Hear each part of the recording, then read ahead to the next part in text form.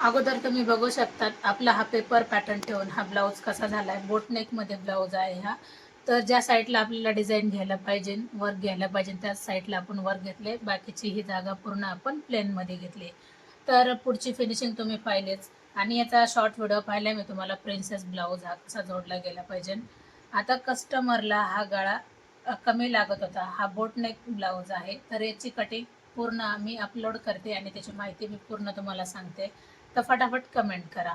तर याला सुंदर अशी फिनिशिंग आली आणि तुम्ही पाहू शकता सुंदर असा हा ब्लाऊज झालाय. एकदम फिटिंगला छान बसलाय. जर थंबनेल पाहिलाय, जर तुम्हाला मी दाखवते का मी ह्या पेपर कटिंगवर मी बाकीचा पूर्ण पेपर कटिंग केलाय, ब्लाऊज कटिंग केलाय. तर व्हिडिओ पूर्ण बघा.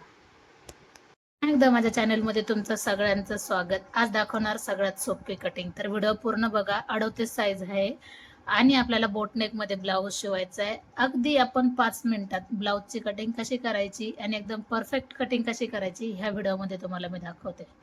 आता मीच बनवल्या पेपर पॅटर्नवर तुम्हाला 38 साईजमध्ये कशी कटिंग करायची तर एकदम सोप्या पद्धतीने मी तुम्हाला सांगते. सगळ्यात अगोदर जर तुम्हाला पेपर पॅटर्न लागत असतील तर कमेंट करा, फटाफट कमेंट करा. म्हणजे तुम्हाला साईजनुसार एकदम व्यवस्थित अस्तर पेपर कटिंग भेटून जाते. आपण याच्यामध्ये मार्जिन पण दिली, आपण फिटिंगची मार्जिन दिली आणि जे आपण शिवण्यासाठी लागते ती पण दिली.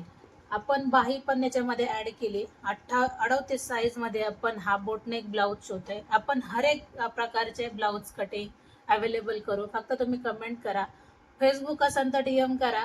एकदम ब्लाऊज पिसाच्या म्हणजे आपण जर ब्लाऊज पीस शिवायला टाकला तर आपण एका ब्लाऊजला किती शिलाई देतो त्या पद्धतीने आपण पॅटर्नचे रेट ठेवलेत. तर फटाफट कमेंट करा. आता मी याची उंची आणि छातीचा आपल्याला याच्यामध्ये तयार उंची किती लागते, छाती किती आहे आणि कंबर कंबर 32, 33, 34 मध्ये हा पेपर पॅटर्न तुम्ही ऍडजस्ट करू शकतात. पुढचा गळा आणि मागील गळा याच्यानुसार आपण हा पूर्ण पेपर ठेवून कटिंग करणार. तर याच्यामध्ये पण बदल पण करता येतील. पण तुम्ही अगोदर सोप्यात सोपं अगोदर जे आपले कस्टमरचे माप आहेत ते टाकायचे आणि नंतर मग आपण पेपर ठेवण्याची कटिंग करू. तर सगळ्यात अगोदर आपण बघूयात. अगोदर 38 साईज आहे. समजा तुम्हाला जर याच्यामध्ये उंची कमी जास्त लागत असेल तर तुम्ही उंची ही कमी जास्त करू शकतात. तर कस्टमरची उंची आहे 15 इंचाची आणि आपण पेपर पॅटर्नची उंची पण 15 इंचाचीच ठेवली. तर आपण इथे आता 16 इंच करू. मग हा छोटा छोटा बदल कसा केला पाहिजे. आता हा 16 इंचाची उंची ठेवली आणि आपण इथं 15 इंच हा शिवून होईल. तर 16 वर मार्किंग केली आणि आपला पेपर किती आहे 15 इंचाचा. मग आता ही मार्किंग केलेली आपण पूर्ण याला आखून घेऊ. हा पेपर हा कॉर्नर आपल्याला लक्षात घ्यायचा आहे. एकदम परफेक्ट असं लक्षात घेऊन आपण बघा कटिंग करू याची. 1 इंच आपण याच्यामध्ये जास्त घेतले. याच्यामध्ये 1 इंच जास्तच नाही तर आपण 1 इंच असू द्या, अर्धा इंच असू द्या, 1.5 इंच असू द्या, आपण जास्त घेऊ शकतो किंवा कमी पण करू शकतो. तर हे आपलं शिलाईचं आपलं जे शिलाई मार्जिन आहे तिथं आपण पॉइंट दिला. हा गळ्याचा पॉइंट दिला. तर तुम्ही पाहू शकतात गळा तुम्हाला जर बोटनेक मध्ये वेगळा घ्यायचा तर वेगळा घेऊ शकतात. आता आपण हा पेपर बाजूला ठेवला. त्याच्या अगोदर मी तुम्हाला ब्लाऊज पीस पण दाखवते.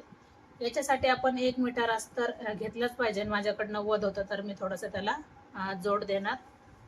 हा ब्लाऊज पीस ही पूर्ण बाही आहे. हा पुढचा पाठीमागचा भाग कोणता जरी घेतला तर एकसारखीच डिझाईन आहे. तर मग आपण याच्यावर कटिंग करू. आता आपण हा पाठीचा भाग आपण हा बाजूला ठेवला. जिथं ऍडजस्ट होईल त्या पद्धतीने आपण पेपर ठेवून घेऊ. इथं आपल्याला ऍडजस्ट झाले आपण पेपर.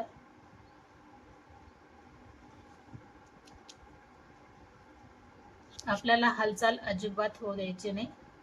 एकदम सविस्तर. आता व्हिडिओ थोडासा मोठा होऊ द्या कारण तुमच्यासाठी युजफुल आहे. अजिबात एडिट करत नाही. जे कस्टमरचं काम आहे त्याच कामावर मी तुम्हाला पेपर पॅटर्न दाखवते कटिंग कशी करायची. आता याच्यामध्ये उंची आपल्याला अजिबात वाढवायची नाही. तर उंची आपल्याला क्रॉस पट्टीमध्ये वाढवायची आहे, लक्षात ठेवा.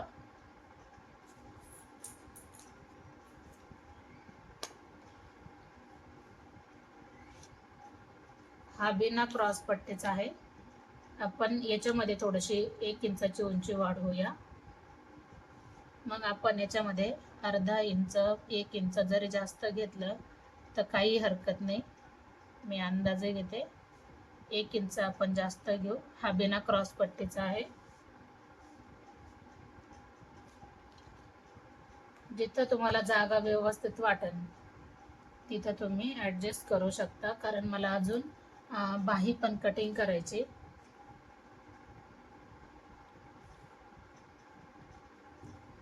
हा आपला पॉइंट.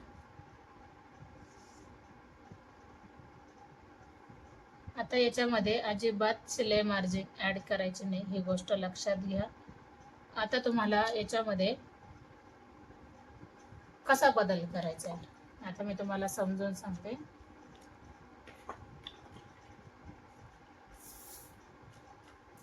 आता तुम्हाला याच्यामध्ये बदल कसा करायचा आहे फिटिंगमध्ये. आता माझ्याकडे ज्या कस्टमरने ब्लाऊज टाकलाय त्याचा कंबर आहे किती 31 इंच, तर 31चा चौथा भाग, बरोबर. 31चा आपण चौथा भाग काढलाय, दुसरा भाग आलाय 15.5 आणि चौथा आलाय 1 लाईन सोडून बरोबर 8 इंच. आपण तेवढंच घ्यायचंय. 1 इंच आपला टक्स साठी जातो, म्हणजे हे माप एकदम आपलं परफेक्ट आहे. आणि शिलाई मार्जिन आपण 1.5 इंच घेतो, म्हणजे आपल्याला याच्यामध्ये अजिबात काहीच कमी करायचं नाही किंवा काही जास्त करायचं नाही, कारण आपल्याला फक्त उंचीमध्ये वाढवायचंय. तर मग आपण उंची ही जास्त घेतली. आता याला थोडासा खालून अर्धा इंच फिटिंगच्या बाजूने कमी कर, अर्धा इंचापेक्षा कमी करायचे. मग इकडं जरी खालीवर झालं तर काही हरकत नाही, पण हा जो पॉइंट आहे हा फक्त आपल्याला खाली ठेवायचा आहे. आणि थोडंसं नॉर्मल, जे करून आपण फिटिंगच्या वेळेला क्रॉस पट्टी इकडून उचलल्या जाते तर ते उचलणार नाही. अशा पद्धतीने आपण याला कट करू. तर एकदम सोपी पद्धत आहे. ज्यांना फक्त